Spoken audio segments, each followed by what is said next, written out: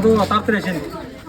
সাধু বাবা এটা এলে আমার বাড়ি। হ্যাঁ, বাড়িতে দেখছে কোনো সমস্যা আছে না? হে 1 মিনিট বালক।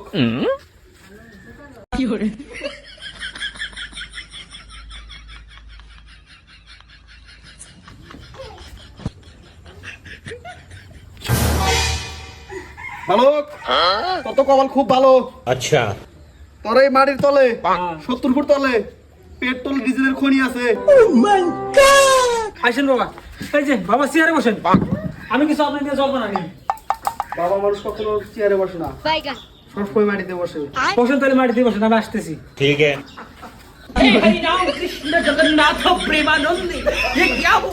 বাবা ঘরের মধ্যে খাইবার জন্য বহুত কিছু, আপনার জন্য সম্মান করে মুড়ি নিয়ে এলাম, খায় নেন।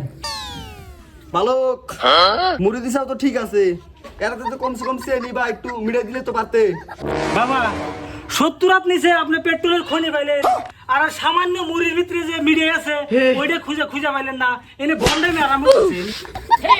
বাবা খাবেন মুড়ি খাবেন?